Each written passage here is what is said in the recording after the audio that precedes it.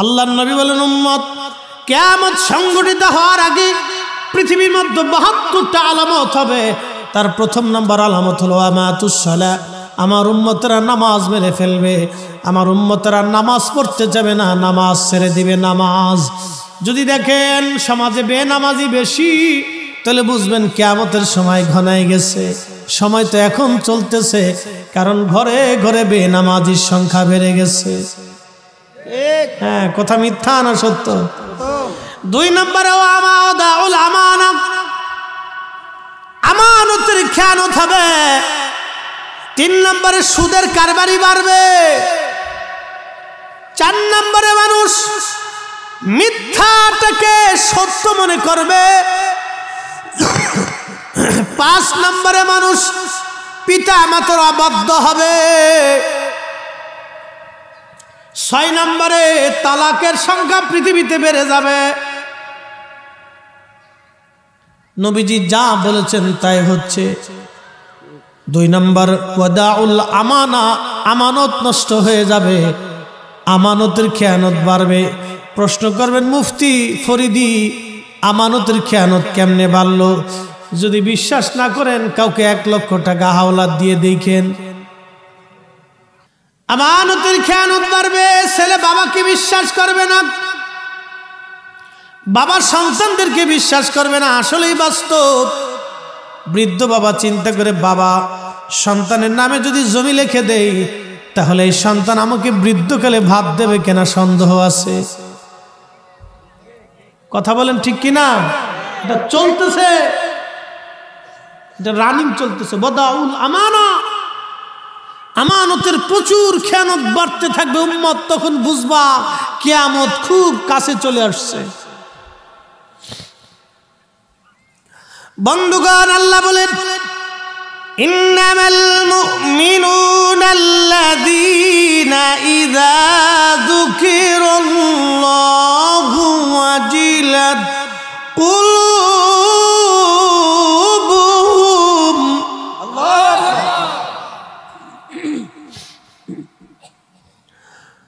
ওয়া ইযা তুলিয়াত আলাইহিম আয়াতুহু যাদাতুহুম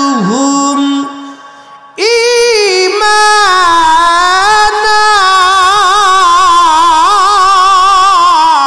আল্লাহু আকবার।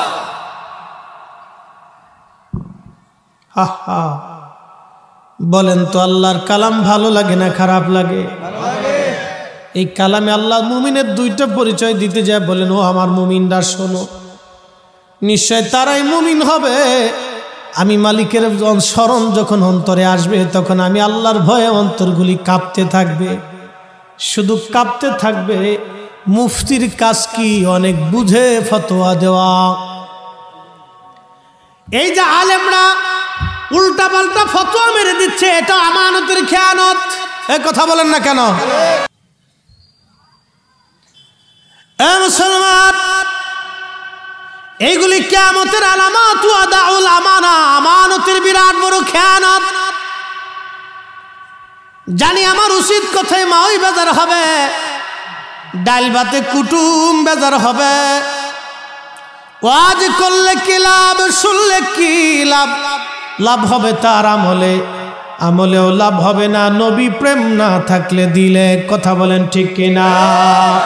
ও বাজান, যতই সেজদা দেন, একটা সূত্র বলে দিয়ে যায়, আল্লাহর নবীর সাথে বিয়াদবি করে, নবীর শান ও ইজ্জত আজমতকে ছোট করে কোটি বছর ইবাদত করলেও আল্লাহর জান্নাত আপনার নসিব হবে না, নসিব হবে না, নসিব হবে না, নসিব হবে না। সামনে আসতেছি, বয়ানের মাঝে বলে দিয়ে যাব, খুব মনোযোগ দিয়ে। তার মানে কি? মসজিদগুলি চাকচিক্যময় হবে, কিন্তু ইমানদার দিলওয়ালা ইমানওয়ালা মুসল্লি পাওয়া যাবে না। আরে কি চমৎকার কথা!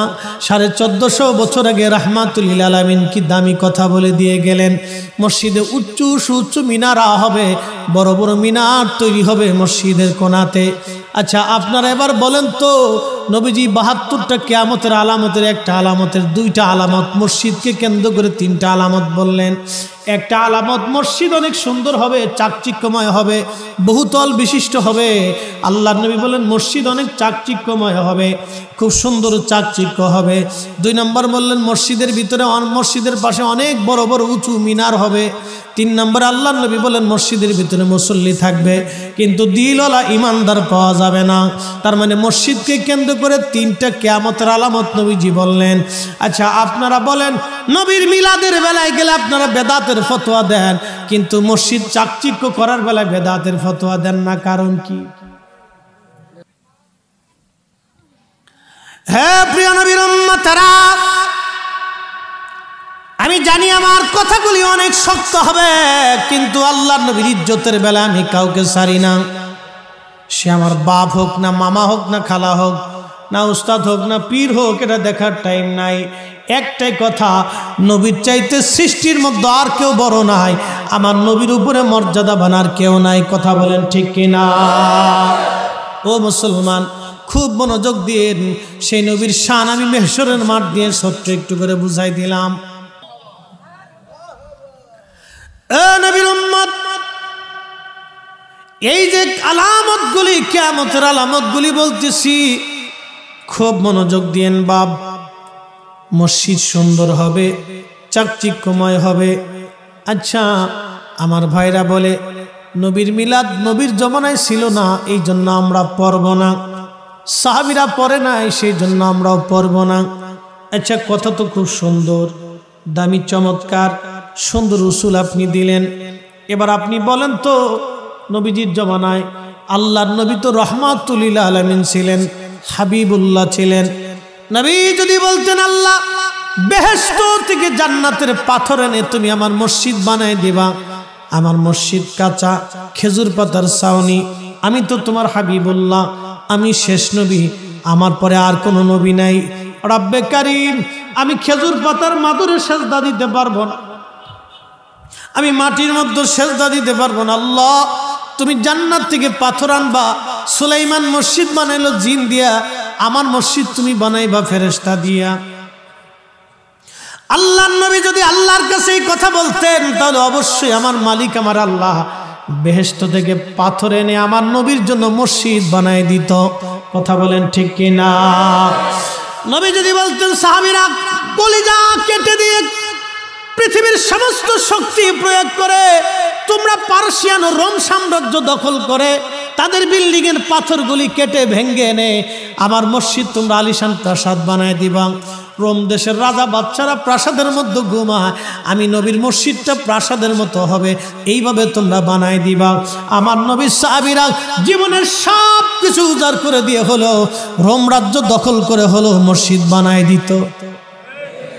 কিন্তু নবী মসজিদ পাকা করলেন না, খেজুর পাতার ছাউনির মধ্যে সারা জীবন ঘুমাইলেন। আর আপনার মসজিদ হলো পাকা, শুধু পাকা না, এরপরে টাইলস করলেন, ভালো লাগলো না, এরপরে আবার ওই আপনি কার্পেট বিছাইলেন, তারপরেও ভালো লাগলো না, এরপরেও আবার জায়নামাজ বিছাইলেন, তাও সামনের কাতারে বিছিয়ে রাখিয়ে দেন, সরান না। প্রিয় মুহতারাম হাজিরিন, দাবিতে যদি পরিপূর্ণ না হন তাহলে বড় মুশকিল। প্রিয় নবীজি সাহাবী বেলাল আজান দিয়েছেন সারা জীবন, মসজিদের ভিতরে কোনোদিন আজান দেন নাই। সুনান আবু দাউদের 519 নম্বর হাদিস, হযরত বেলাল বনু নাজ্জার গোত্রের একজন মহিলার সাহাবীর ছাদ ছিল, ছাদের উপরে দাঁড়ায় আজান দিতেন। মসজিদ নবীর পাশেই ছিল এই ঘরটা, এখানে উনি দাঁড়ায় দাঁড়ায় আজান দিতেন। হযরত বেলাল ওইখানে দাঁড়ায় আজান দিতেন। মারহাবা বলা যাবে না? রব্বানা যালামনা আনফুসানা ওয়া ইল্লাম তাগফির লানা, আল্লাহ আমার ভুল হয়ে গেছে, আপনি আমারে মাফ করে দেন। তখন আমার আল্লাহ তাকে মাফ করে দেয়। কিন্তু আজাজিল আল্লাহকে ডেকে বলল, হে রব তুমি তো বিতাড়িত করে দিলে আমাকে তোমার দরওয়াজা থেকে। বলে হ্যাঁ, 7 লক্ষ বছর ইবাদত করছি, তুমি কি আমাকে কিছু দেবা না? আজাজিলকে আল্লাহ বলেন, কি চাও তুমি বলো। বলে রব্বুল আলামিন আমাকে তামাম পৃথিবী সায়ের করার জন্য 1 সেকেন্ডের ভিতরে তামাম সৃষ্টি ঘুরে আসবো, এই ক্ষমতা তুমি আমাকে দিবা। আল্লাহ বলেন যা তোকে দিলাম। কি বুঝলেন? একটা সেকেন্ডের ভিতরে আজাজিল তামাম দুনিয়া ঘুরে চলে আসে, এই ক্ষমতা আল্লাহ তাকে দিয়েছেন। আল্লাহ বলেন যা তোকে দিলাম, আর কি চাস? কিয়ামত পর্যন্ত তুমি আমাকে হায়াত দিবা। বলে যা তাও দিলাম। আর কি চাস? হে রব্বে কারিম, আমাকে তুমি বান্দার শরীরের রক্তের শিরা দিয়ে ঢুকে একবারে কালবের কাছে বসে বসে ধোঁকা দেওয়ার শক্তি দাও। আল্লাহ বলেন তাও দিয়ে দিলাম। আর কি চাস? বলে আল্লাহ আর কিছু লাগবে না, তবে তোমার ইজ্জত ও জালালের কসম করে বলি, তোমার একটা বান্দাও আমি জান্নাতে ঢুকতে দেব না। সব ধোঁকা দিয়ে দিয়ে গুনাহ করাবো, নামাজ সারাবো, হারাম খাওয়াবো, আর সুদ ঘুষ খাওয়াবো, ওয়াকাম কুকাম করাবো। আল্লাহ সব ধোঁকা দিয়ে দিয়ে জাহান্নামী বানিয়ে ফেলবো। আল্লাহ একটা বান্দাও তোমার জান্নাতে ঢুকতে দেব না। আল্লাহ তোমার ইজ্জত ও জালালের কসম করি। ওই শয়তান তখন আল্লাহকে চ্যালেঞ্জ দিল। আল্লাহ পাক ডাক দে বলে, এই শয়তান, আমি আল্লাহর ইজ্জত ও জালালের কসম করে বলতেছি, যা যা তুই গুনাহ করাবি আমার বান্দাদেরকে। আমার বান্দারা আমার কাছে গুনাহ করার পরে তওবা করতে দেরি হবে, মাপ চাইতে দেরি হবে, ইস্তিগফার করতে দেরি হবে, আমি আল্লাহ তার জীবনের গুনাহগুলি মাফ করতে দেরি করব না। এ মা বোনেরা, কথাগুলি শুনে যাবেন বাপ, খুবই দামি কথা বন্ধু। যে কথাগুলি বলছিলাম, হযরত সুলাইমান জাসুলি রাহমাতুল্লাহি আলাইহি বলেন, দুনিয়ার মানুষে আমি জঙ্গলের ভিতরে যায় দেখি, জঙ্গলের ভিতরে একটা ছোট্ট কুঁড়ে ঘর দেখা যায়। চিন্তা করলাম কুঁড়ে ঘর যেহেতু আছে, অবশ্যই জঙ্গলের মধ্যে মানুষ আছে। জঙ্গলের পাশে দাঁড়িয়ে কুঁড়ে ঘরের পাশে দাঁড়ায় আমি ডাকি, কি আসো গো, আমাকে একটু পানি দিবা? আমি সুলাইমান জাসুলি ওযু করব, নামাজ পড়ব, নামাজের সময় তো চলেই যাচ্ছে, দেখো গো আমি আল্লাহকে সেজদা দেব, একটু পানি দাও।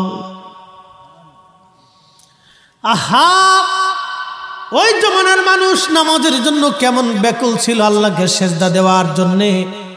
আমার যে যুবক ভাইগুলি আজকে মাহফিল করলো, আমি মন থেকে ওদের জন্য দোয়া করি। যদিও আমি আপনাদের দক্ষিণবঙ্গের ছেলে, ফরিদপুর জেলায় আমার বাড়ি, এদেশের মানুষ আমাকে চিনে কম।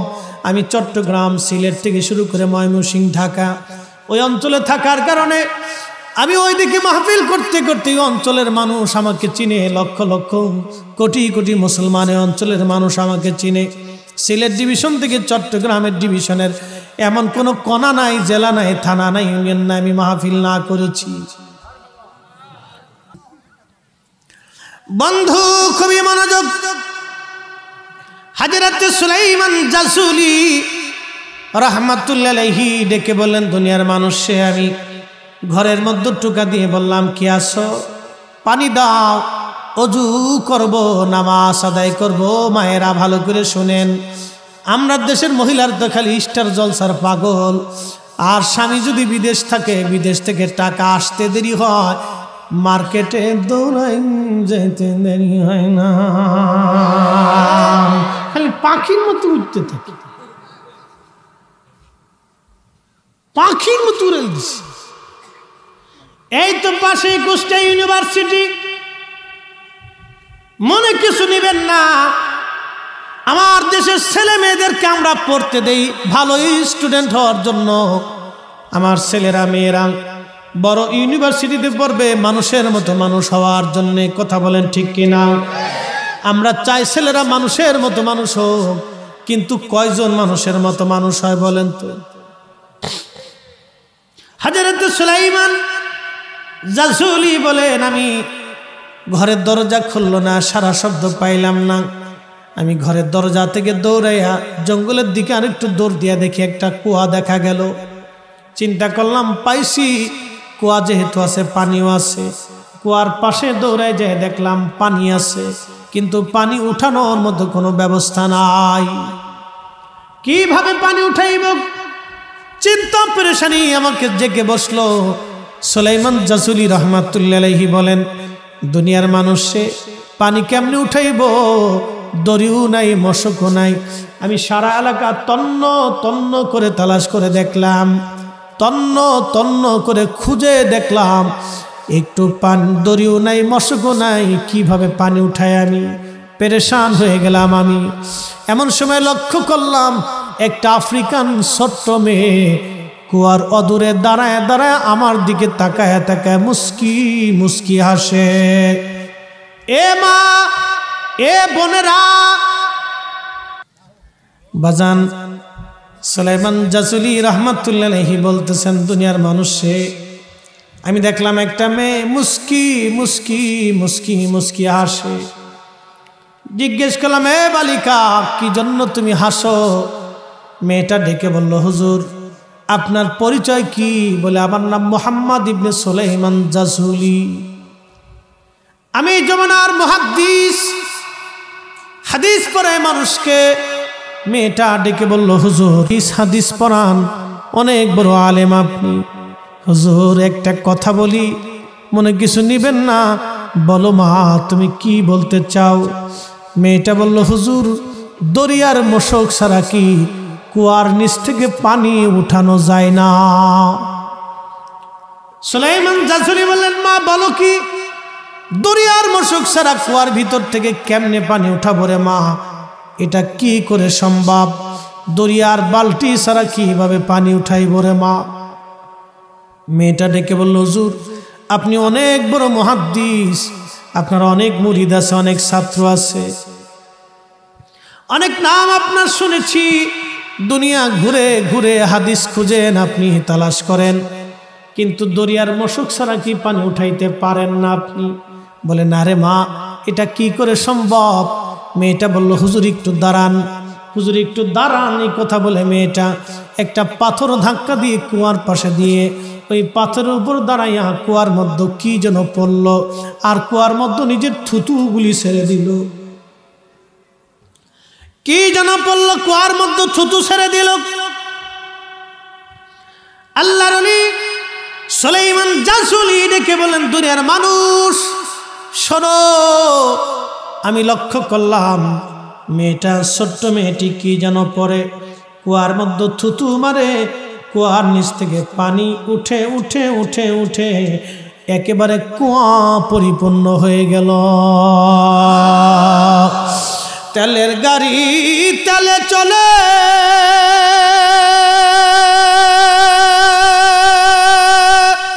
হাওয়ার গাড়ি হাওয়ায় চলে, বিনা তেলে চালাই গাড়ি নবী সুলাইমান। আমরা সেই মুসলমান, আমরা সেই মুসলমান।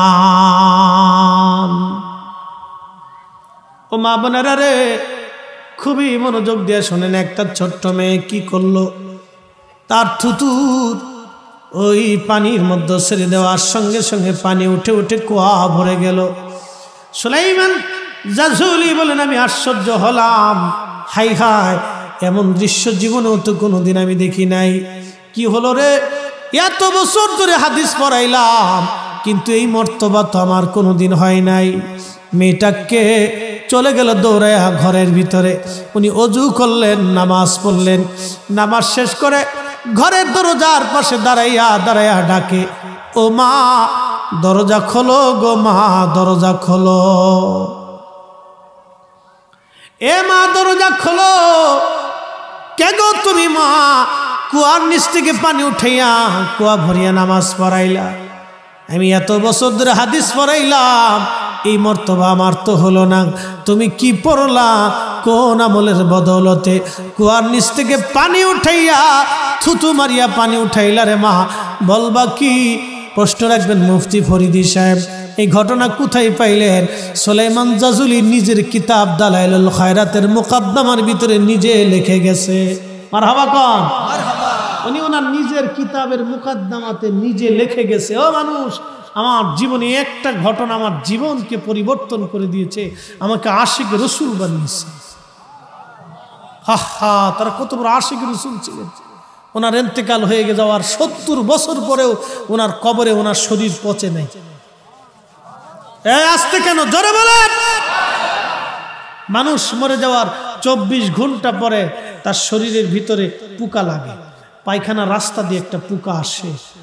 আহা, হযরতে সুলাইমান জাজুলির বাকি কথা পরে বলি, যেহেতু ইন্তেকালের কথা চলে আসছে, উনি ইন্তেকাল হয়ে গেল, দাফন করা হলো নাকি 70 বছর পরে এ আল্লাহর ওলিকে কবর থেকে উঠানো হলো।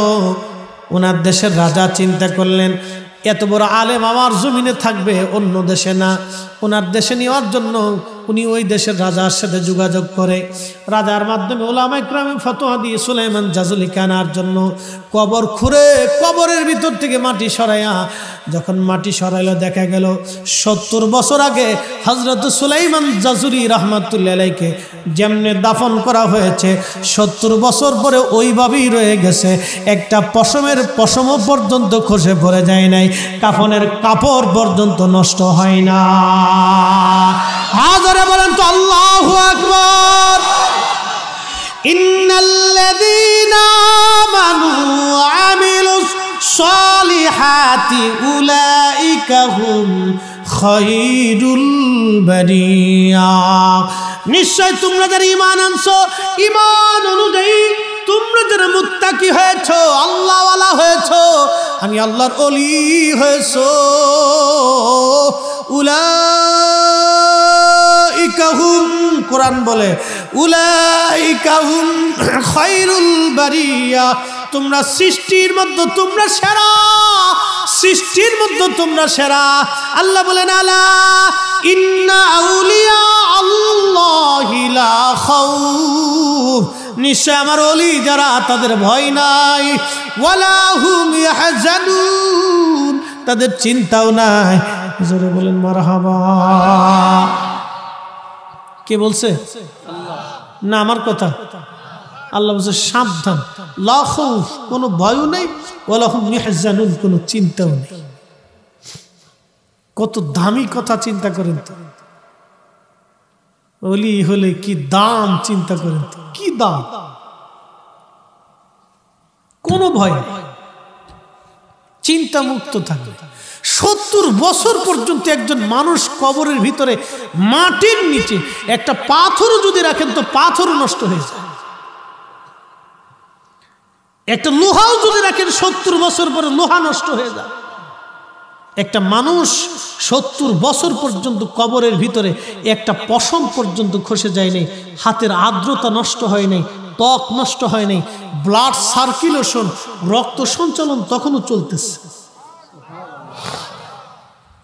বিজ্ঞান বলে মানুষ মরে যাওয়ার 24 ঘন্টা পরে পায়খানার রাস্তা দিয়ে একটা পোকা বের হয়।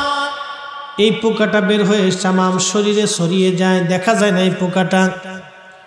মানব শরীরের সমস্ত জায়গায় পোকাটা ছড়ায় যায়, দুর্গন্ধ ছড়াইতে থাকে। তখন মানুষ বলে, তাড়াতাড়ি সরাও, তাকে কবরে দিয়ে দাও, দুর্গন্ধ থাকা যাবে না, প্রাণের বিবি জুদা হয়ে যাবে, সন্তান তাড়াতাড়ি কবর দিয়ে দিবে। কত কঠিন জীবন, কত কঠিন। যে সন্তানের জন্য সূর্যের তাপ উপেক্ষা করলেন, যে বিবির জন্য শীতের রাত উপেক্ষা করলেন, যে জীবনের জন্য বাড়ি গাড়ির জন্য মারামারি পারাপারি ঝগড়া ফাসাদ করলেন, আজকে জমিদারি বাড়ি সমাজ আপনাকে কবরে দিয়ে দিচ্ছে। শরীরে দুর্গন্ধ, সন্তান পর্যন্ত জুদা হয়ে গেল, প্রাণের বিবি জুদা হলো।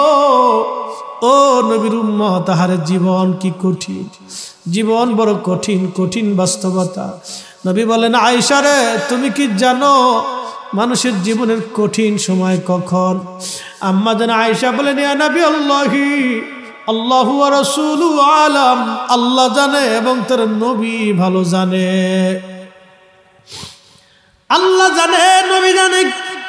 নবীজি কেঁদে কেঁদে বলে, আয়েশা রে, মানুষের ইন্তেকালের সময় যখন তার পাশে মানুষ থাকে, আজরাইল আলাইহিস সালাম আসে বদকারের জান কবজ করার জন্য, গুনাহগারের জান কবজ করার জন্য আজরাইল আসে বিকট চেহারা নিয়ে।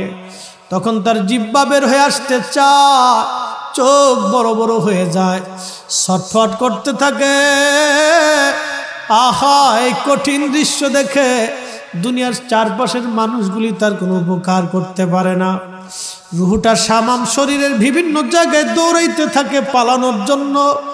আহা সেই দিন আজরাইল বলে আর পালানোর কোনো সুযোগ নাই, হে আত্মা তুই তাড়াতাড়ি বের হয়ে আয়, এই খবিস তুই তাড়াতাড়ি বের হ, তোকে নিয়ে যাব রব্বে কারিমের দরবারে। ওই খবিস আত্মাগুলি তখন ভয়ের তামাম শরীরের বিভিন্ন জায়গায় দৌড়ায়, কিন্তু নেককার আত্মা হলে আল্লাহর আজরাইল ডাক দে বলে ইয়া আইয়াতুহান নাফসুল মুতমাইন্না তুরজিই ইলা রাব্বিকি রাদিয়াতাম মারদিয়া ফাদখুলি ফি ইবাদি ওয়াদখুলি জান্নাতি। হে প্রশান্ত আত্মা, তুমি সারা জীবন আল্লাহর গোলামি করছো, নবীর গোলামি করছো, তুমি বের হয়ে আসো আল্লাহর দিকে, তুমি আল্লাহর সন্তুষ্টির দিকে চলো। যেখানে আল্লাহর ওলিরা, আল্লাহর বান্দারা, আল্লাহর প্রিয় বাজনরা, আল্লাহর জান্নাতীরা থাকে, তুমি ওই জান্নাতে চলো। একবার জোরে বলা যাবে কি মারহাবা। আহা কি চমৎকার! তার কবর আল্লাহ রওজা বানায় দেয়। কবর কি বানায়? ইন্নামাল কবরু রওজাতুম মিন রিয়াজিল জান্নাহ। নবী বলেন কারো কবর রওজা হবে, কারো কবর রওজা হবে, জান্নাতের বাগান হবে। আল্লাহ বলেন ওয়াল্লাযীনা আমানু ওয়া আমিলুস সালিহাতি ফি রাউজাতিল জান্নাহ। আমার ওলিরা, আমার বন্ধুরা, আমার প্রিয়জনেরা যখন নেক আমল করবে, সহিহ ঈমান আকীদার উপরে থাকবে, আল্লাহ পাক বলেন ফি রাউজাতিল জান্নাহ, আমি তার কবর রওজা বানায় দেব, জান্নাতের বাগান বানায় দেব। একবার জোরে বলা যাবে কি মারহাবা। আচ্ছা বলেন তো, উম্মতের কবর যদি রওজা হয় তো নবীর কবর কি? উম্মতের কবর যদি রওজা হয় তো নবীর কবর কি? নবীর কবর যে রওজা, এতে কোনো সন্দেহ আছে? যে সন্দেহ করবে তার ঈমান থাকবে? ওর সাথে সাথে বেঈমান। বেঈমান হওয়ার জন্য বেশি দূরে যাওয়া লাগবে না, এতটুকুনি যথেষ্ট। বলে নবীর কবর রওজা বলা যায় না, এক কথায় শেষ। তাহলে কোরআনের অনেক আয়াত মিথ্যা হবে। কথা বলেন ঠিক কিনা? কোরআনের অনেক আয়াত মিথ্যা হবে। প্রিয় নবীজি বলতেছেন, আয়েশা, মানুষের জীবনের বড় কঠিন সময় তখন যখন তাকে জান কবজ করে নিয়ে যাওয়া হলো। জান কবজ করো কঠিন।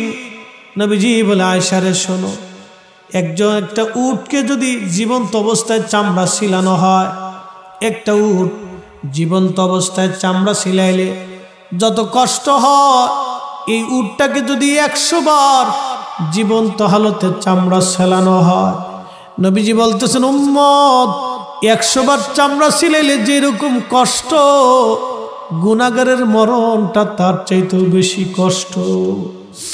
আয়েশা রে শোনো, ইমানদার যখন মারা যাবে, মায়ের কোলের মধ্যে একটা সন্তান মায়ের দুগ্ধ পান করতে করতে যেমন করে ঘুমায়, ইমানদারের মরণ ওই রকম হবে।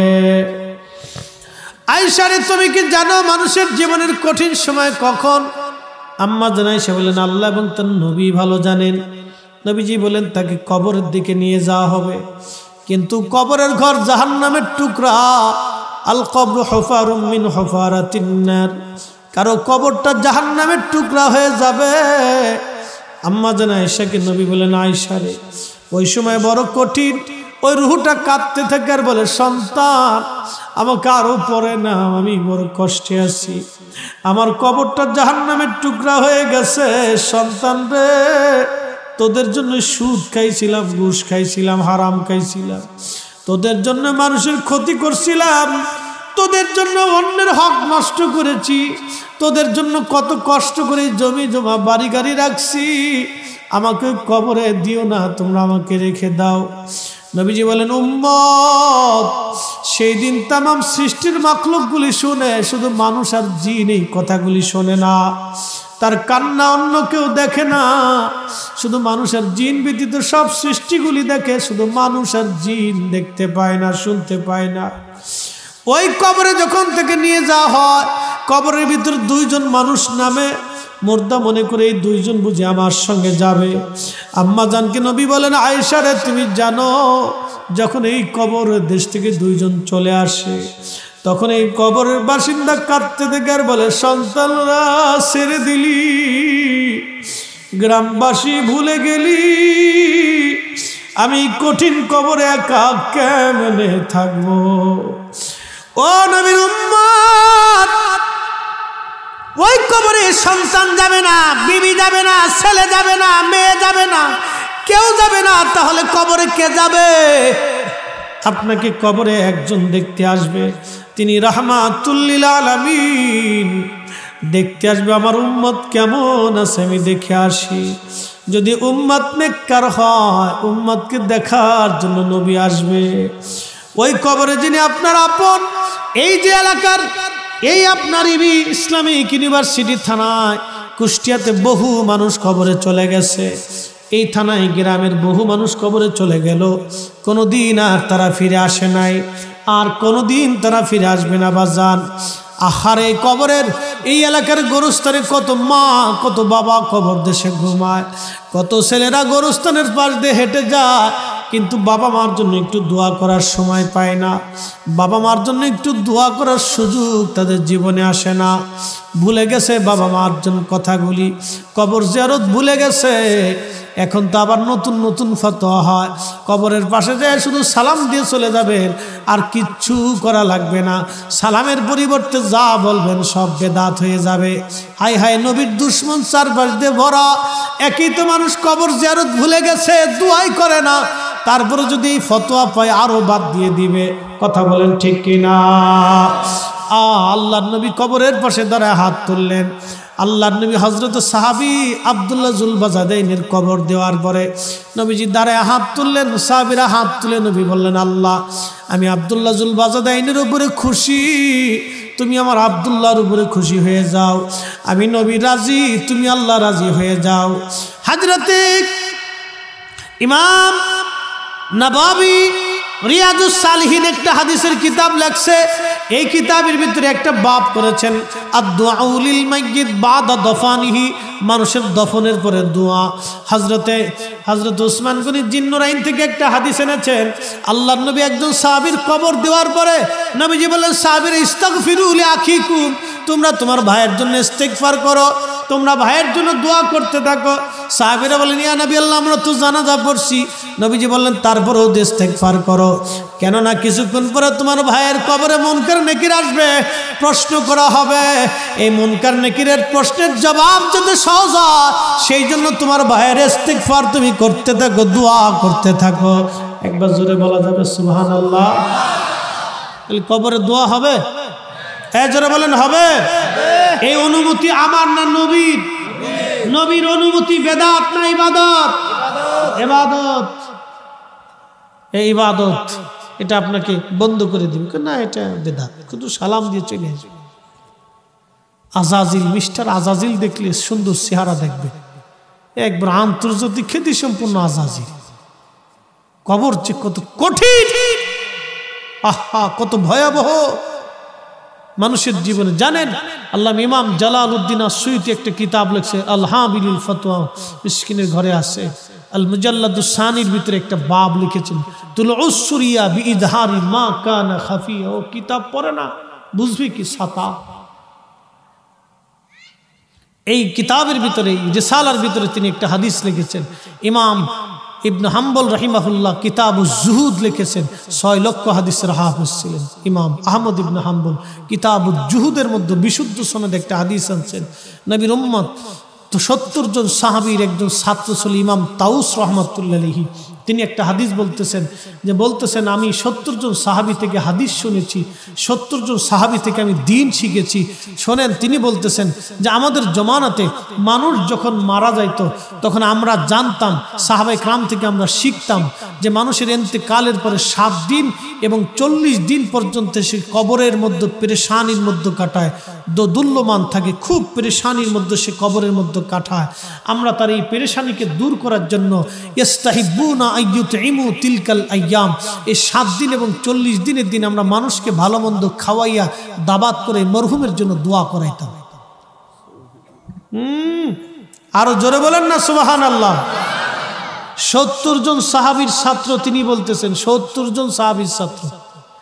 কুষ্টিয়া ইউনিভার্সিটি ইসলামিক ইউনিভার্সিটি কেন, পৃথিবীর সব ইউনিভার্সিটি যদি এক পাল্লায় দেন আর ওনার জুতা যদি আর এক পাল্লায় দেন, ওনার জুতার ওজনের সমান হবে না। এক কথা বলেন না কেন?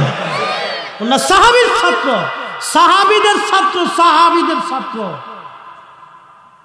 পৃথিবীর অন্য কারো ছাত্র না, সাহাবীদের ছাত্র। পৃথিবীর শ্রেষ্ঠ বিদ্যাপীঠ রসুলের দরবার, রসুলের দরবারের ছাত্র সাহাবে کرام, সাহাবে کرامের ছাত্র তাবি, তাবিদের মধ্যে কিবারুত তাবিন ইমাম তাউস রহমতুল্লাহ আলাইহি, তিনি 70 জন সাহাবীর ছাত্র। তিনি ফতোয়া দিচ্ছেন, তিনি বলতেছেন আমাদের জমানায় আমরা এই কাজ করাকে মুস্তাহাব মনে করতাম, আর আমাদের জমানাতে এসে বেদাত হয়ে গেছে। আমাদের জমানাতে এসে আজকে বেদাত হয়ে গেছে, আজকে এটা বেদাত হয়ে গেছে বলে নতুন আবিষ্কার করছি আমরা বলে নতুন আবিষ্কার করছি। সাহাবীদের জমানা থেকে আমল চালু হয়ে আসছে বলে আমরা বেদাত করে ফেলছি, নতুন আবিষ্কার করে ফেলছি আজকে বললাম। ও নবীর উম্মত, এই জন্য মরহুম মাইয়েতদের জন্য দোয়া করবেন, বেশি পরিমাণে করবেন। যদি সম্ভব হয় প্রত্যেক ফজরের নামাজের পরে কবর জিয়ারতে যাবেন, যদি সম্ভব না হয় প্রত্যেক জুমার দিনে একবার যাবেন, যদি তাও সম্ভব না হয় যেখানেই থাকেন নামাজের পরে বাবা মার জন্য, পূর্বপুরুষের জন্য দোয়া করবেন। কিছু নফল নামাজ, কিছু কোরআন তেলাওয়াত, কিছু ওজিফা কালাম শেষে ওই বাবা মার জন্য হাত তুলে রব্বে কারিমের দরবারে দোয়া করবেন। আল্লাহ কবুল করুন, আওয়াজ তুলে বলেন আমিন। দোয়া চলবে? আওয়াজ তুলে বলেন চলবে। দোয়া করার হুকুম কে দিয়েছে? আল্লাহ বলেন ইন্নাল্লাযীনা ইস্তাকবিরুনা আন ইবাদাতি, ইবাদাতি, আমার এই ইবাদত থেকে যদি তুমি নিজেকে গুটাও, অন্য কেউ গুটাও, অন্য কেউ সরিয়ে আনো, নিজেকেও সরিয়ে আনো, তো আল্লাহ বলতেছেন সাইয়াদখুলুনা জাহান্নামা দাখিরিন, আমি বান্দাটাকে অপদস্থ করে, অপমানিত করে জাহান্নামে পাঠাবো। এই কোরআন বলতেছে। এই আয়াতের তাফসীর আল্লাহর নবী নিজে করেছেন। বলেন তো নবীর উপরে তাফসীর কে করবে? কেউ আছে? আল্লাহর পরে যিনি তাফসীর করবেন তিনি তো নবী। সেই রাসূল তাফসীর করে বলতেছেন উম্মত শোনো, এই আয়াত দিয়ে আল্লাহ কি বুঝাইছেন জানো? আদ-দুআউ হুয়াল ইবাদা, দোয়া হলো ইবাদতের মধ্যে অন্যতম শ্রেষ্ঠ ইবাদত। দোয়া হলো ইবাদতের মধ্যে অন্যতম শ্রেষ্ঠ ইবাদত। দোয়া হলো ইবাদতের মধ্যে অন্যতম শ্রেষ্ঠ ইবাদত। এই ইবাদত থেকে যদি তুমি নিজেকে সরাও, অন্য কেউ সরাও, সাইয়াদখুলুনা জাহান্নামা দাখিরিন। কোরআন বলতেছে, আমি বলি নাই। এবার যদি কোরআনের সাথে ঝগড়া করতে চান তো করবেন, যদি মন চায় উল্টাবেন তো উল্টান। কত বড় হুজুর তো দেখারই দরকার, উল্টাবেন তো উল্টান। পৃথিবীর সব ফয়সালা এক পাশে, কোরআনের ফয়সালা অন্য পাশে। কথা বলেন ঠিক কিনা? একবারে সুদা সপ্তাহ সাইয়াদখুলুনা জাহান্নামা দাখিরিন।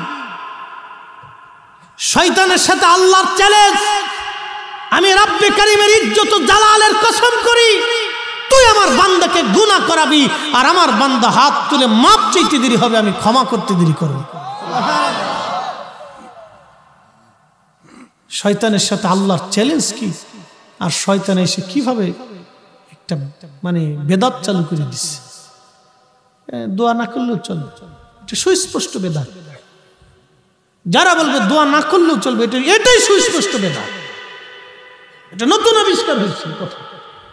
না কোনো সাহাবী বলেছে, না কোনো ওলি বলেছে, না কোনো মুজাদ্দিদ বলেছে, না কোনো মুস্তাহিদ বলেছে, না কোনো তাবি বলেছে, না কোনো তাবে তাবির কথা বলেছে। আল্লাহর কোরআনের বাহিরে কারো কথা বলার সুযোগ আছে বাপ? কোন সুযোগ নেই। কালাম কি বলে, নবী কি বলে, আর উম্মত বলে কি? সর্বনাশ, উম্মতের ডিগ্রি কত। হ্যাঁ, এগুলি বেদাত আস্তে আস্তে সমাজে আসতেছে, নতুন নতুন মতবাদ বেদাত, এগুলি বেদাত।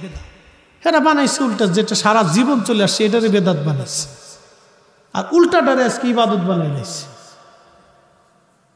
প্রিয় মুসলমান, সুলাইমান জাসুলি রাহমাতুল্লাহ আলাইহি 70 বছর পরে ওনার কবর থেকে ওনাকে ওঠানো হলো। 70 বছর পরে একটা পশমও খসে পড়ে যায় নাই, ত্বকও নষ্ট হয় নাই, ব্লাড সার্কুলেশন নষ্ট হয় নাই। মানুষের ইন্তেকালের পরে ওই মানুষটাকে যখন দাফন করা হয়, কবরে দেওয়া হয়, 17 দিনের মাথায় তার পেট যা আছে সব ফেটে ফেটে একবারে মিসমার হয়ে মাটির সাথে মিশে যায়। 2 মাসের মাথায় সমস্ত শরীরের চামড়া গোশতগুলি মাটির সাথে মিশে যায়। 1 বছরের মাথায় হাড্ডিগুলিও মাটির সাথে মিশে যায়। একজন মানুষের জীবনের সব কিছু শেষ, অথচ এই জীবনের জন্য কত যুদ্ধ করেছে, মারামারি করেছে, ঝগড়া করেছে, অমুকের জমিন দখল করেছে, হারাম খেয়েছে, ঘুষ খেয়েছে, সুদ খেয়েছে, আরেকজনের মাথায় বাড়ি দিয়েছে, আরেকজনের টাকা মেরে খেয়ে দিয়েছে। ও বন্ধু, এই দুনিয়ার জন্য কত পারাবারি করেছে, আরেকজনের জমিনের কোন আল ঠেলাঠেলি করেছে, ধাক্কা ধাক্কি করেছে, ওই ব্যবসা বাণিজ্যের ভিতরে মালে কম দিয়েছে, ভেজাল দিয়েছে, ফরমালিন ঢুকাই দিছে। দুনিয়ার জন্য একজন মানুষ কতই না কিছু করলো, কতই না কিছু করলো। আহারে, সে কবরে চলে যাওয়ার মাত্র 2 মাসের মধ্যে তার মাটির সাথে সে তার দেহ মিশে গেল। একদিন মাটির ভিতরে হবে ঘরে মনামার, কেন বাঁধো দালান ঘর। বন্ধু, একদিন কবরেই তো চলে যাওয়া লাগবে, মাটির নিচে চলে যাব, কেন দালান ঘর আমরা বাঁধি আমরা জানি না, তারপরও বাঁধতেই হবে। সন্তানের জন্য রেখে যান, দুনিয়ার জন্য রেখে যান, নিষেধ নাই, কিন্তু আল্লাহ বলেন বান্দা তুমি আমার কাজটা করো।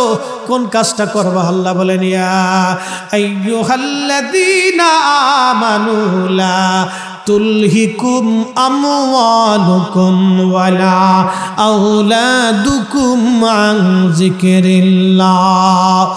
এ বান্দা, সম্পদের প্রেমে আর সন্তানের মোহে পড়ে আমি খোদার জিকির থেকে তুমি আলাদা হয়েও না। নামাজ ছেড়ে দিও না, রোজা ছেড়ে দিও না, জিকির ছেড়ে দিও না, ইবাদত ছেড়ে দিও না, মাহফিল ছেড়ে দিও না, হালাল ছেড়ে দিও না, আমার হুকুম ছেড়ে দিও না। আমার হালাল খাও, আমি আল্লাহ যে হুকুম দিয়েছি মেনে মেনে মেনে মেনে মেনে মেনে মেনে মেনে চলো। বান্দা, তুমি আমার হুকুমগুলি মেনে মেনে মেনে মেনে মেনে মেনে চলো। আমি আল্লাহর সন্তান ও সম্পদের প্রেমে পড়ে আমি খোদার জিকির, আমি আল্লাহর স্মরণ থেকে তুমি আলাদা হয়েও না। যদি হও, ওমাই ইয়াফআল যালিকা ফাউলাইকা হুমুল খাসিরুন।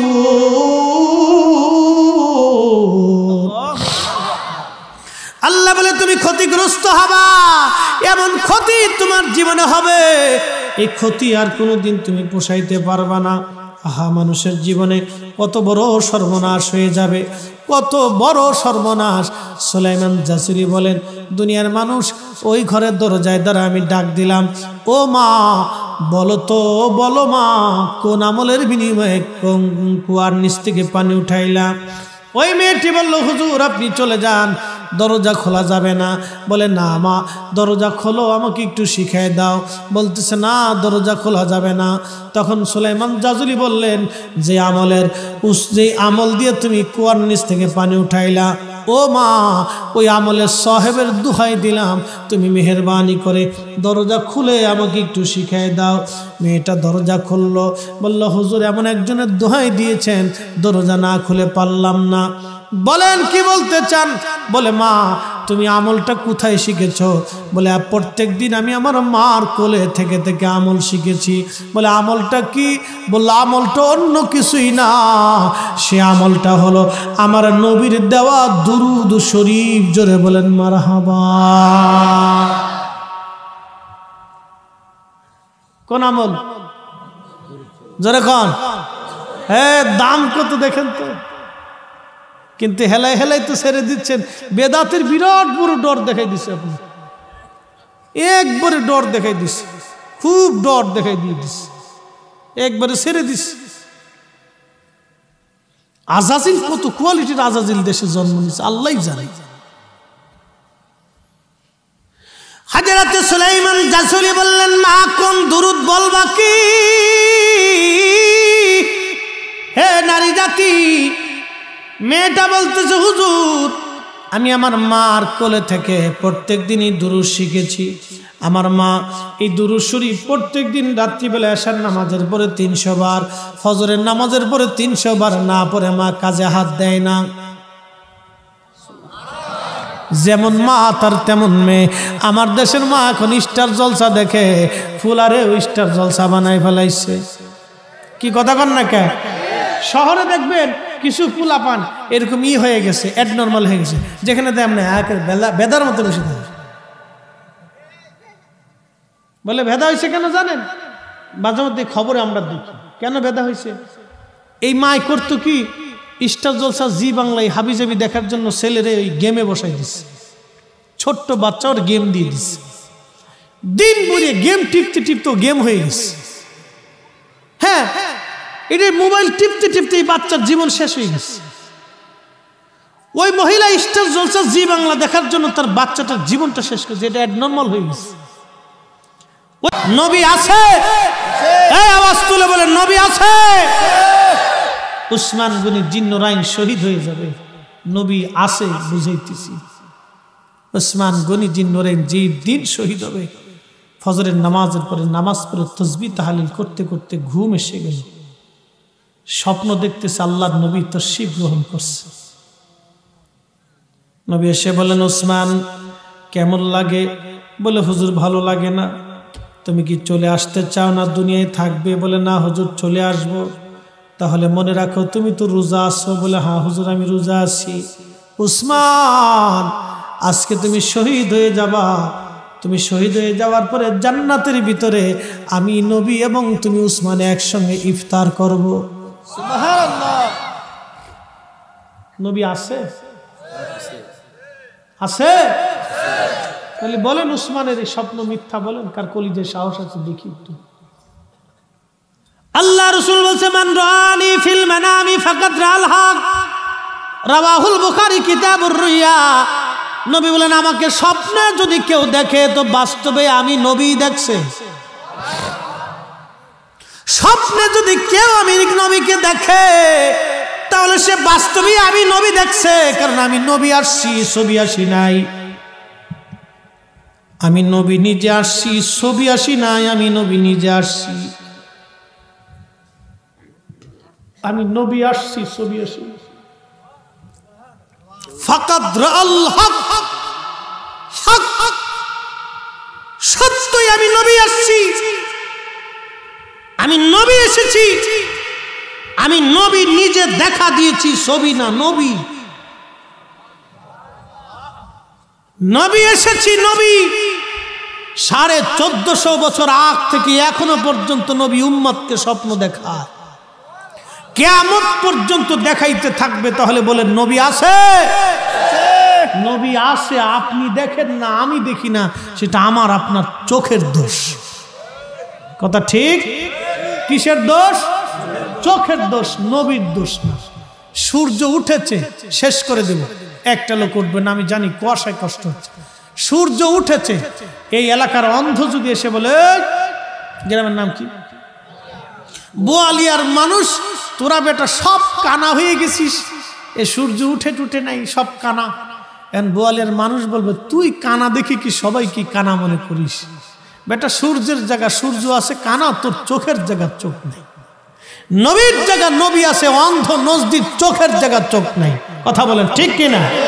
নবীর জায়গা নবী আছে, আমরা বিশ্বাস করি নবীর জায়গা নবী আছে। কথা বলেন ঠিক? এটা আমাদের একই।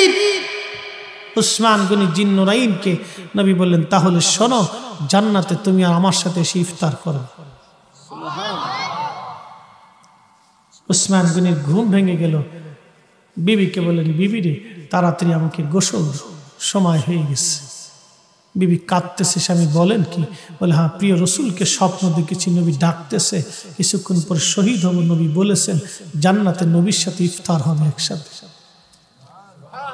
গোসল হল। উসমান গনি জিন্নুরাইন কোরআন শরীফটা হাতে নিলেন। উসমান গনি জিন্নুরাইন এই কোরআনকে জমা করেছিলেন। কোরআন শরীফ হাতে নিয়ে কোরআন পড়তেছে। বিদ্রোহীরা এসে, দুইজন মুখোশধারী ছিল, কেউ তাদেরকে চিনে না। মুখোশ পরে এসে মসজিদের ভিতরে ঢুকে উসমান গনি জিন্নুরেনের সামনে থেকে কোরআনকে লাথি মেরে ফেলে দিল। বাপ, আহা, যিনি কোরআন জমা করেছিলেন তার সামনে থেকে কোরআন লাথি মেরে ফেলে দেওয়া হলো। বাবা, কোনো কাফের করেন, এটা মুসলমান নামধারীরাই করেছে। অন্তরে তাজিম থাকতে হবে, রসুলের মহব্বত থাকতে হবে। কথা বলেন ঠিক? উসমান গনি জিন্নুরাইনকে উপর্যুপরি তলোয়ারের আঘাত করতে লাগলো। শহীদ হয়ে মাটিতে লুটিয়ে পড়লেন। খোদার ঘর মসজিদে তিনি জান্নাতে চলে গেলেন। খোদার ঘরে মসজিদে উসমানের মতো একজন সাহাবী, নবী, যার চরিত্র ভালোবাসায় তার দুইটা নূর কন্যাকে তার সাথে শাদী দিয়েছিলেন, তার জামাতাকে মসজিদের ভিতরে হত্যা করা হয়েছিল। কোনো কাফের করে নাই, মুসলমানরাই করেছে।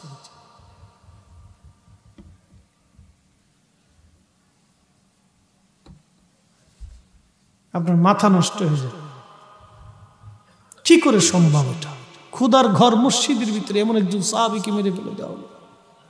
তো কোরআন শরীফকে তার সামনে থেকে লাথি মেরে ফেলে দেওয়া হলো। মাথা নষ্ট হয়ে যাবে বাপ। মুনাফিকের জমানাতেও ছিল, এখনো আছে, ওটা কিয়ামত পর্যন্ত থাকবে। প্রিয় মুসলমান, সুলাইমান জাজুলি রাহমাতুল্লাহি আলাইহি, ওনার কথা বলছিলাম। সুলাইমান জাজুলি রাহমাতুল্লাহি আলাইহি বলেন, মা তুমি দুরূদ শরীফ পড়ো, নবীজির সঙ্গে তোমার সাক্ষাৎ হয় মারে, তাহলে বলো আমি কি নিয়ামত থেকে বঞ্চিত হয়ে যাব? বলে, হুজুর না, বঞ্চিত কেন হবে, চেষ্টা করেন। সুলাইমান জাজুলি বললেন, তাহলে ঠিক আছে, আমি পৃথিবী সফরে বের হলাম। সারা দুনিয়া ঘুরে ঘুরে ঘুরে ঘুরে 1 বছর পরিশ্রম করে সুলাইমান জাজুলি 500 দুরূদ জমা করে নিয়ে আসলেন।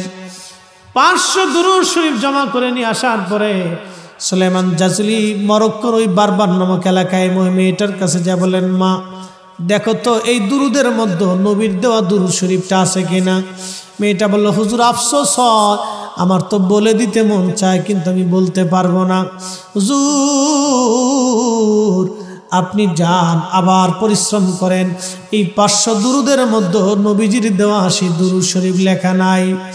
সুলাইমান জাজুলি আবার বের হলেন। 2 বছর অক্লান্ত পরিশ্রম করে আরো 500 দুরূদ শরীফ তিনি জমা করলেন। জমা করার পরে আল্লাহর ওলি সুলাইমান জাজুলি রাহমাতুল্লাহি আলাইহি এই 500 দুরূদ এনে মেয়েটার কাছে জমা দিলেন। ও মা, বলো তো এই 500 দুরুদের মধ্যে নবীর দেওয়া দুরুদ আছে কিনা? বলে, হ্যাঁ হুজুর, এই 500 দুরুদের মধ্যে আমার নবীর দেওয়া দুরূদ শরীফ লেখা আছে। তবে মা একটা কলম দিলাম, একটু নিচে দাগায় দাও। বলে, হুজুর ক্ষমা করবেন, আমার নবীজি নিষেধ করেছেন, আপনাকে এই দুরুদ আমি দিতে পারবো না, হুজুর মাফ করে দেন। তবে মা আমি কি মাহরুম হয়ে যাব? সুলাইমান জাজুলিকে ওই মেয়েটি বলল, হুজুর মাহরুম হবেন না, প্রত্যেকদিন আপনি পুরা দুরূদ শরীফ পড়তে থাকবেন। আপনি যা জোগাড় করেছেন সব কটা দুরূদ শরীফ যদি আপনি তেলাওয়াত করেন, তাহলে এই দুরুদের বরকত আপনার হাসিল হয়ে যাবে, আপনার হাসিল হয়ে যাবে। তিনি দুরুদের এমন পাগল হয়ে গেলেন, ফরজ সুন্নত ওয়াজিব ইবাদত করার পরে উনি নফল ইবাদতের জন্য তসবিহ হাতে নিয়ে ওই সময় দুরূদ শরীফ পড়তে থাকতেন। প্রত্যেক দিন ওইভাবে হাজার হাজার বার দুরূদ শরীফ পড়তেন তিনি। ওনার ইন্তেকালের পরে 70 বছর পরও কবর ওনার নষ্ট হয় নাই, ওনার দেহ পচে যায় নাই। একবার জোরে বলা যাবে কি মারহাবা, আল্লাহু আকবার। দুরূদ শরীফ হবে, আওয়াজ তুলে বলেন হবে। খালি কি দুরূদ ইব্রাহিম আছে না আরো দুরূদ আছে? আরো দুরূদ আছে। 29 প্রকারের দুরূদ হাদিস দ্বারা সাবিত আছে। এবং যতগুলি হাদিসের কিতাব, তাফসীরের কিতাব, সবকটা মুকাদ্দামাতে ইমামরা দুরূদ লিখছেন, নিজেদের সুন্দর ভাষা দিয়ে দুরূদ লিখেছেন। যত কিতাব তত রকমের দুরূদ আছে। আপনার যেটা সুবিধা মনে হয় আপনি পড়েন, কোনো অসুবিধা। হ্যাঁ, পড়তে থাকেন।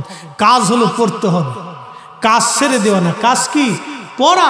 সারা কাজ না, পড়তে হবে। যত বেশি পড়বেন তত বেশি লাভ, যত বেশি পড়বেন তত বেশি লাভ হবে। কাজ ছেড়ে দেওয়া না, কাজ হলো পড়া। আমাদের কাজ হলো অধিক পরিমাণে দুরূদ শরীফ পড়া। আল্লাহ তৌফিক দিক, সবাই বলেন আমিন। এসেছেন যত নবী সকলের ইমাম সালাম নবী তোমায় হাজারো সালাম ইয়া নবী সালাম আলাইকা ইয়া রাসূল। মহিলারা কি আছে না চলে গেছে? হ্যাঁ, মহিলারাই বেশি, পুরুষরা খালি ওই চারপাশ দিয়ে ঘুরতেছে আর কেউ চিন্তা করতেছে পান খাই বিড়ি খাই, ঠিক কিনা? আবার কিছু পোলাপান ফেসবুকে টিপতেছে, চিন্তা করছে দূর হুজুর কি করবেন ওটা তো জানি, ফেসবুক টিপি পড়বে টিপতাস।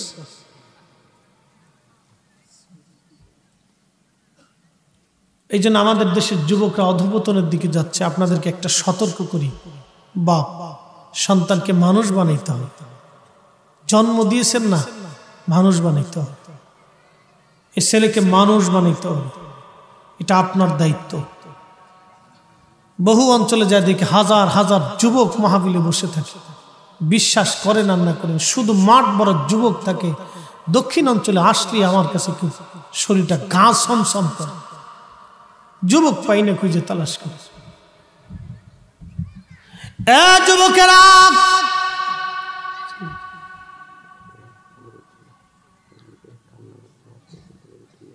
আচ্ছা বসছি। বন্ধুরা খুবই মনোযোগ, মা বোনেরা রে, রাত তো বেশি, অনেক রাত, এমন কোনো জায়গা নাই। অনেক বড় বড় মাদ্রাসা প্রতিষ্ঠান ইদানিং এই আপনাদের অঞ্চলে অনেক দাওয়াত আসে, কিন্তু ওইদিকে দাওয়াত নিয়ে ফেলি। আর ওরা খুব চালাক, ওরা বাৎসরিক মাহফিল করে তো আগেই ফিল আপ দিয়ে ফেলে, যার কারণে আপনাদেরকে দিতে আমাদের খুব কষ্ট হয়ে যায়, মিলাইতে পারি না। কারণ আমরা তো হুজুরদের ওয়াদার অনেক দাম, ওয়াদার অনেক দাম। এই যেই ছেলেগুলি আজকে মাহফিল করছে বলেন তো ওদের পরিশ্রম কি কম হয়েছে? হ্যাঁ, আচ্ছা আপনাদের বিবেক কি বলে? এই ছেলেরা দুষ্টুমি করুক, ফাজলিমি করুক, কলেজে পড়ুক, ভার্সিটিতে পড়ুক, লেখাপড়া করুক, অটো চালাক আর ভ্যান চালাক আর রিক্সা চালাক, এই মাহফিলটা ওরা সাজাইছে, আপনাদের মন কি বলে? ওদেরকে প্রশংসা করার দরকার আছে না ভাই? আপনাদের ওদের প্রতি একটা সুধারণা আসছে না? যদি আপনাদের অন্তরে সুধারণা আসে তাহলে আল্লাহর কাছে কেমন লাগতেছে? আল্লাহর কাছে ভালো লাগতেছে।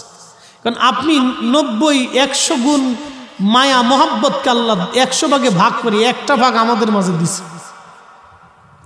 ওই এক ভাগের সামান্য একটু পাইয়ে যদি ওদের প্রতি মায়া লাগে তাহলে আল্লাহর কাছে বাকি 99 ভাগ রয়েছে, আল্লাহর কাছে ভালো লাগতেছে। আমি ওই সমস্ত যুবকদেরকে বলবো, তোরা ফুটবল নিয়ে পাগল হয়ে গেছিস, ব্রাজিল আর আর্জেন্টিনা, ওই মেসি আর নেইমার সেইমার, একটা চুল কাটে মুরগার মতো, উপর দিয়ে চুল উপর দিয়ে উড়াই দিয়েছে, সার্ভিস দিয়ে টাকলু বানাই দিচ্ছে। আমি জিগে এটা করছোস কে? এটা মুরগা কাটি। বল মুরগা বানাইছ কে? নেইমারে বানাইছি। জি গেলাম তুই কি নেইমারের উম্মত? কয় না। নেইমারের লোকে জাহান্নামে যাবি? কয় না। আমি বলে ও বেটা তো কাফের, ও তো খ্রিস্টান, ও তো অন্য ধর্মের মানুষ, তুই মুসলমান হয়ে ওর মতো চুল কাটছিস কে? তুই মুসলমান হয়ে নবী যেইভাবে চুল কাটছে আমাদের সেইভাবে কাটতে হবে। কথা বলেন ঠিক কিনা? হ্যাঁ, চুল কেটে দিছি নেইমারের। আবার কয়দিন দেখি খালি মাথার টাক। কি রে এত টাক কে? কয় রোনাল্ডোর টাক বানাইছে। দেশে কত পাগল হয়েছে আপনি খালি একটু চিন্তা করেন। মাথার চুল রে ফেলে একবারে টাকলু বানাই লেছে, ফুটবলের মাঠ বানাই লেছে। কতটা আকুলহীন হইলে ছেলেরা এই কাজ করে, তার চাইতে হাজার গুণে ভালো আমার এই ছেলেরা মাহফিল করছে। আগামীতে মাহফিল চলবে কিনা বলেন তো? না হয় না হাত উঁচা করে বলেন চলবে। নারে তাকবীর, নারে রিসালাত। কোরআন হাসুন্নাহ যেখানে, কোরআন সুন্নাহ যেখানে, নারে তাকবীর। ইনশাআল্লাহ মাহফিল চলবে, আরো সুন্দর মাহফিল। ওরা এই প্রথম দিচ্ছে। এখন কেমনে চাবো কোন তো? আল্লাহ দেও, এটা কি চাওয়া হইল? আচ্ছা ভিক্ষুক যদি আইসা আপনার কাছে কয়, হ্যাঁ মিয়া 5 টাকা ভিক্ষা দেন, দেবেন? আমি টঙ্গীর ইস্তেমার মাঠ দিয়ে মাজু খান মাহফিলে যেতেছি, তো বাসের মধ্যে বসে ভিক্ষুক একা, হুজুর কিছু ভিক্ষা দেয়। তো 2 টাকা ভাঙটি ছিল, 2 টাকা দিছি। 5-7 বছর আগের কথা। 2 টাকা দিছি। 2টা দেওয়ার পরে 2টা আমার হাতে দিয়ে আমি 2টা ভিক্ষা লই না। আমি কি সর্বনাশ, কত বড় জমিদার ভিক্ষুক রে। আমি বললাম তুই এতটুকু ডিজিটাল হয়েছিস, তা বিক্রি করবার আইসিস কে? হুজুর যদি 2 টাকা না দেন তাহলে আমার কাছে ফার্স্টে আছে, আপনারা দিয়ে গেলাম, আমি যাই গিয়ে। আমি চিন্তা করলাম যে আগে কুত্তা ঠেয়ান লাগবে, তো ইজ্জত চলে গেছে। আজকে বাসের সব মানুষ আমার দিক চেয়ে গেছে। আমি বললাম ওরে ভিক্ষুক কারে কয় কত উড়ি। পরে সে 5 টাকা দিয়ে আমি কুত্তা ঠেয়াইছি। সর্বনাশ, তো আমার ইজ্জত মেরে দিবে না দেখতেছি। এ বন্ধু, ভিক্ষুক যদি আসে দুয়ারে হাত পেতে বলে মালিক আল্লাহর বান্দা, আমি তো অনেক বড় অভাবী মিসকিন, আপনি মেহেরবানি করে আমাকে কিছু পয়সা দেন, আমি ক্ষুধার্ত। যদি আপনি নাও দেন তাহলে মনে মনে দয়া লাগবে, আহারে দিতে পারলাম না, গরিব মানুষ, ঠিক কিনা বাপ? রব্বে কারিমের দরবারে আমরা সবাই ভিক্ষুক। ধনীকে জোরে জোরে, রিজিকের মালিককে, বৃষ্টি দেয় কে? আপনাদের এলাকায় অনেক রকমের পুকুর আছে, খাল আছে, বিল আছে, নদী আছে, মাছ আছে। এক এক মাছের এক এক স্বাদ দিছে কে? এক এক ফলের এক এক স্বাদ দিছে কে? এক এক খাবারের এক এক স্বাদ দিছে কে? জিহ্বা কয়টা? একটার ভিতরে সব দিলেন। জিহ্বা বলে দিলে এটা পুঁটি মাছ, টাকি মাছ, ট্যাংরা মাছ, বোয়াল মাছ, রুই, কাতলা, এটা সেটা, আম, জাম, কলা, কাঁঠাল, ভাত, রুটি, জিহ্বা বলে দিল। এক জিহ্বায় কত রকমের স্বাদ আপনাকে মালিক আস্বাদন করালো।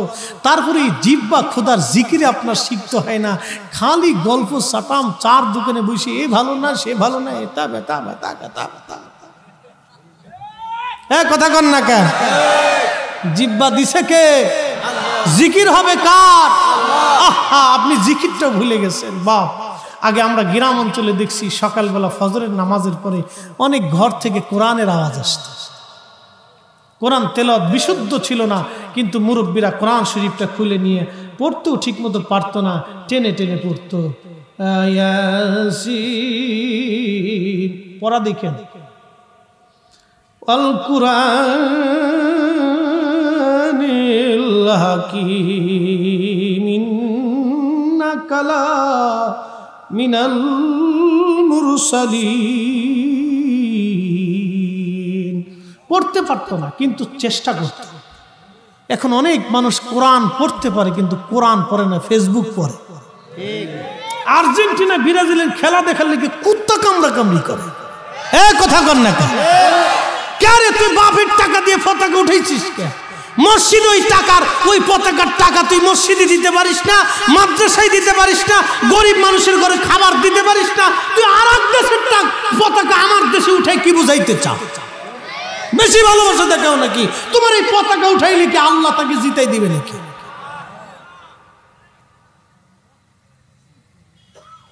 পতাকা এক একটা উঠেছে। কয়েকদিন আগে এক বলদ দেখছি ব্রাহ্মণবাড়িয়াতে বাপের টাকার বউয়ের গহনা বিক্রি করিয়ে 3 কিলোমিটার একটা পতাকা টানেছে। শয়তানে হাসি আর কয় সর্বনাশ, আমার চেয়ে তো বড় শয়তান। শয়তানকে আমি সাকসেস হয়েছি। আজকে খবরে দেখলাম আর্জেন্টিনা বলে কালকে ঠকছে। এই ঠগার কারণে বলে ব্রাজিল আর আর্জেন্টিনা 2 গ্রুপে বিরাট কিলিকিলি। ওরে মারামারি কারে কয়, যে যারে ফার্সি এরই ল্যাংটে করে ভিডিয়েছে। তো ভিডিও বাঙালি কত বড় আকল সারা, খালি একটু চিন্তা করে। এটির আকল নাই, এটির বিবেকের মধ্যে কুত্তাই মুইতে দিছে। আস্তে কনকে জোরে কর। আমার দিকে তাকান। আমি এই গত বিশ্ববিদ্যালয়ের আগের বিশ্ববিদ্যালয়, আমি তখন ইন্ডিয়াতে মাহফিল, শেষ করে আমি আসতেছি।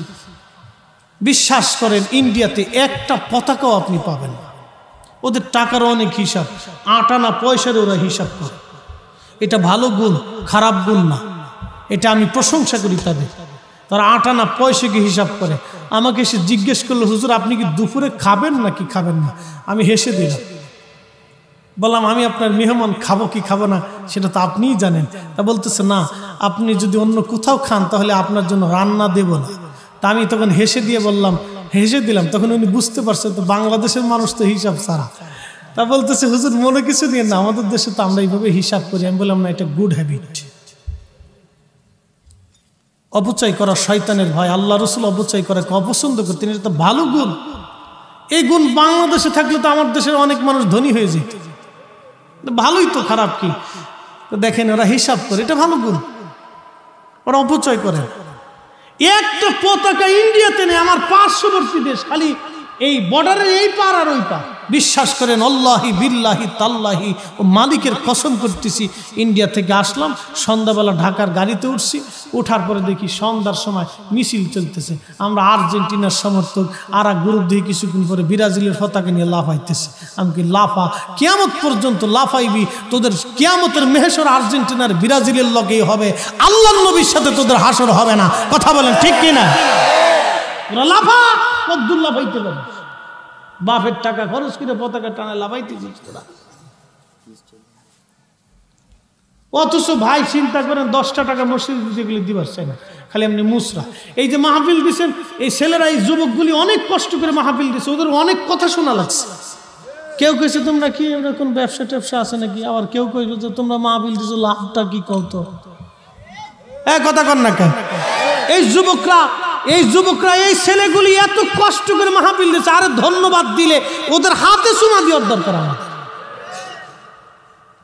ওদের হাতে চুমা দেওয়ার দরকার যে ওরা মাহফিল দিচ্ছে। ওই 1000 গুণে ওদের চাইতে ভালো। মেহেশর হলে ওলিদের সাথে মেহেশর হবে, ওদের মেহেশর হলে আল্লাহর নবীর সাথে হবে, ওদের মেহেশরে কোরআনের সাথে হবে। কথা বলেন ঠিক কিনা?